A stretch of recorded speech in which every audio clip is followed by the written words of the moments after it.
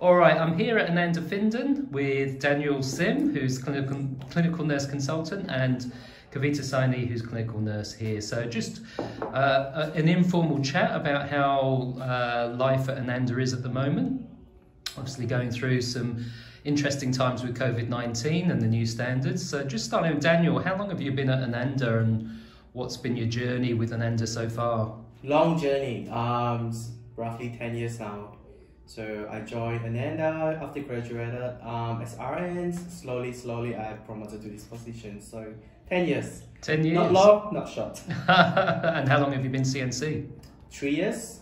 Yeah, so it's been 3 years now, so yeah. Great. What about you, Kavita?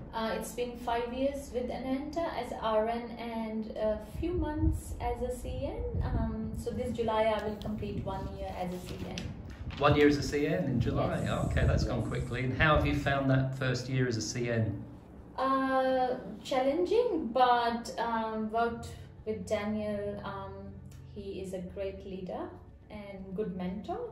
So I learned everything from him and some from Julie when I was RN. She used to tell me lots of things. So thanks to Julie as well. Yeah, so it's been a good time as a CN. Great. So Daniel, over the last year or so, what's been the biggest challenge for you in your position? Biggest challenge in Finland would be upgrading to PCS from paper-based. Taken us about 12 months to fully set it up and get the backend data completed. That would be the biggest challenge, really. Shifting to a different systems, and yes. So that was a big change management process, Yes, which absolutely. took a long time, but was it worth it, do you think? Absolutely, it's all about resident-focused care, and that's what PCS is all about. Yeah, great. Kavita, what would you say is the greatest strength of the staff at Finden Ananda? Team. They are very good team. This is the strength of Ananda Finden. How do you ensure that the teamwork happens though? Communicating with each other. That's how it works. And we came a long way, so Yeah. yes. How would you say the changes have been over the last year to 18 months? So from task-oriented care workers to really resident-focused care workers, we're not 100% really perfect, but we are definitely up there, definitely at a good level. Kavita, what's your area of interest clinically? What's the most exciting thing as being a nurse for you? Wounds, which I am doing as a wound champion as well, and just finished my wound quiz today, which will be uploaded soon.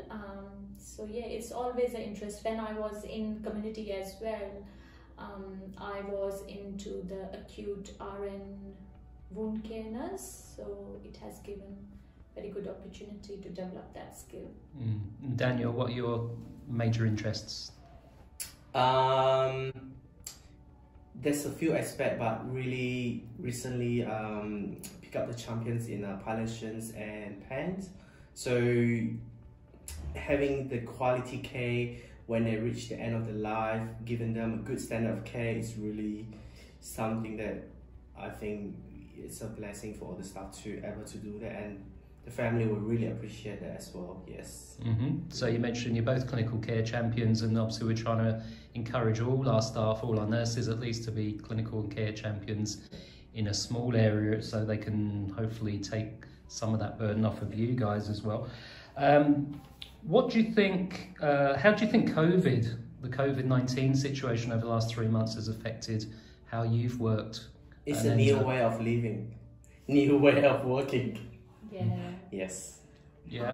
Social distancing, yeah. How have you coped with the massive change that we've had to bring in? It was a massive change, but it did not affected us in a negative way or something. Life is full of challenges, so that's what we did in our Ananda Finden as well. So followed all the protocol as per government and as per Ananda policies, and families were cooperating with us. Staff was amazing, doing all the right things. So it is good.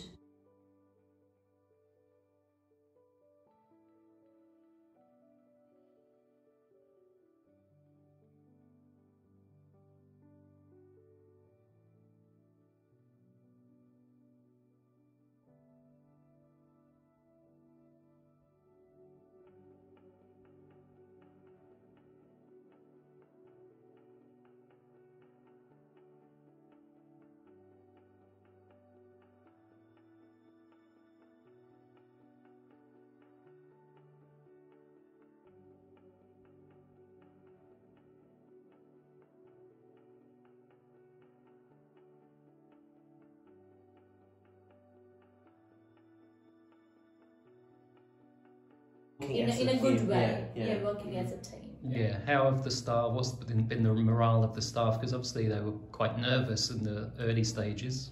But now they are comfortable, they know. Morale is quite high because they are supported by the management as well. We have a clear guidelines, clear policies. That's help with the policy, yep.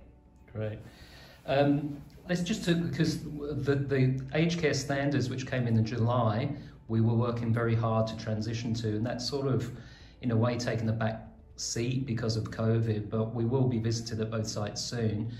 Can you just, if we talk about standards 1, 2 and 3, what does standard 1 mean to you both? Previously, the home, well, not, it's different to the old standards. So the home is now starting to offer choices and also dignity of risk as well, part of that, to let the residents have their own choices as well. We supporting their preference, not limiting them to what the homes can do, but what they want to do.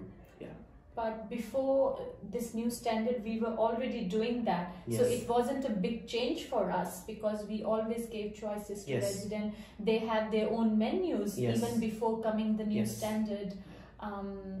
For example, we have a resident who likes Indian food. So our chefs were doing that before standard 1 came into place after July. So yeah, good. So standard 2 is ongoing planning and assessment with consumers or residents. Yeah. So that's very much in your area of expertise. So how has that changed? PCS, I think, helped a lot with that standard because it is so personalized, especially Planned Care Day, which carers see everyday basis on their shifts. So I think it's amazing that we have PCS and the standard 2, which is very much together. Yeah, so Daniel, how do you as clinical nurse consultant, so the care staff might not know fully how you guys partner or collaborate with the families and the representatives, so how does that happen? So from the admissions, we have to talk through the plans with the families and plan their care and put them in the PCS. In the summary, it's all about what they like for the mom or for the dad to have during the day and stuff like that. So if they're not early person, look, we can always adjust it to later, and this is the main part of PCS that we can be flexible about. Yes, it's always in conjunction with the families, consulting with them all the times. It's not something that permanent. It's always flexible and always will be changes in there. Nurses do the handover on a daily basis as well to the care staff if anything changes as per family request or resident request. We always communicate with the staff. And you also operate as part of the multidisciplinary team, and the carers are obviously part of that. How do you think the carers or the wellness and engagement team can improve or help in the clinical care of our residents? So staff usually directly go to sometime physios, so which is our allied physio team, and lifestyle people come to us as well to inform any changes, and that's how we all work together to make a care plan for them. Improvement, we are improving every day. Due to COVID, we had some restrictions where we were not having our friendship club open, so now we are thinking to do it. So it's a step-by-step process. We have to look after safety of our resident as well. So so going good with that as well. Yes. Yeah, and we started changing to a wellness and engagement team at Ananda in January. How has that sort of worked out so far? It's removing the silo between lifestyle and carers.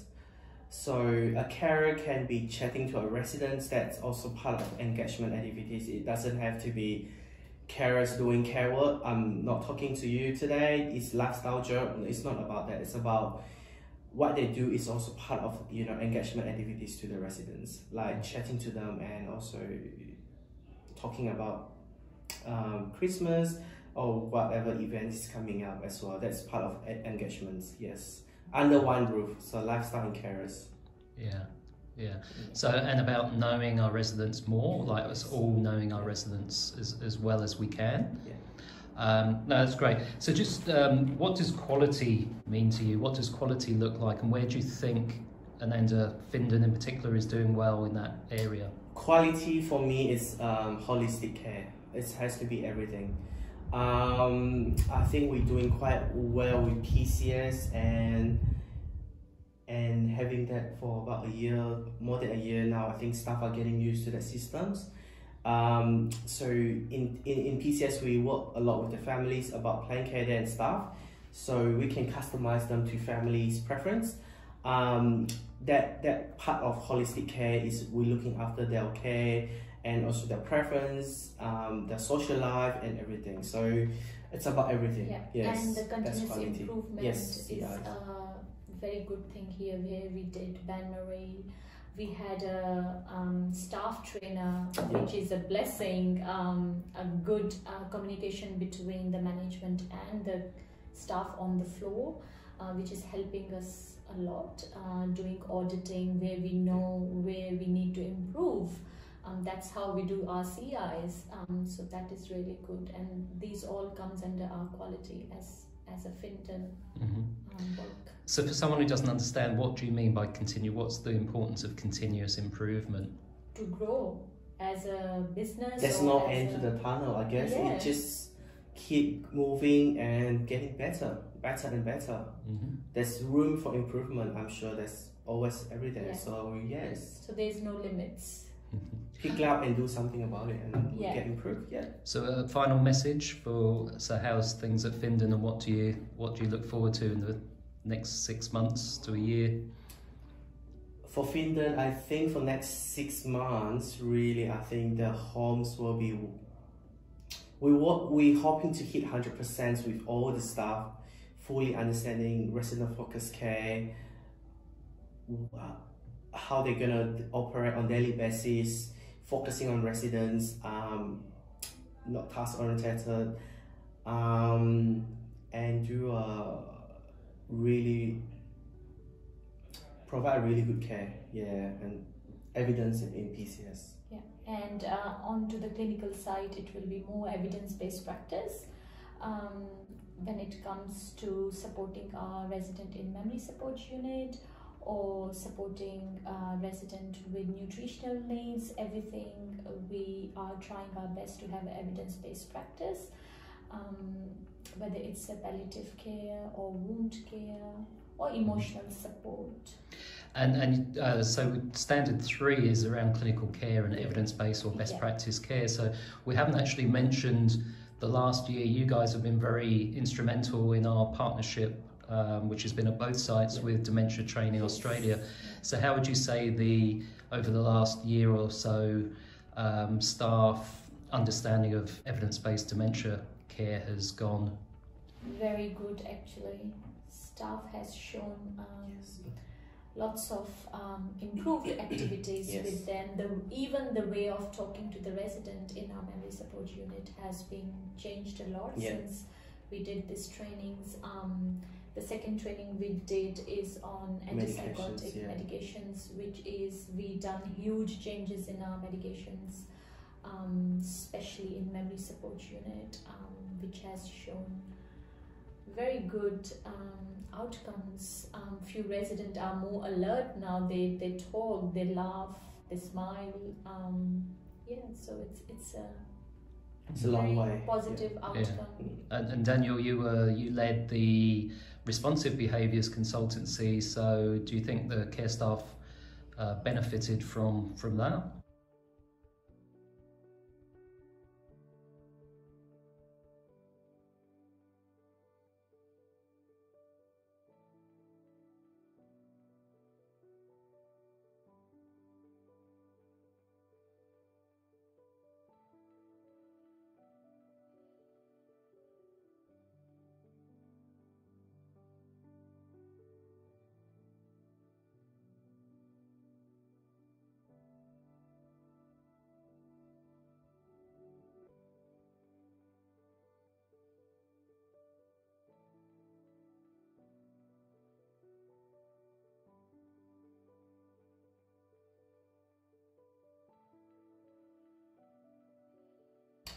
Yes, like Kavita was saying, the way they communicate, the way they pick up the behaviors, they found the cause, what can they do, and evaluate the actions.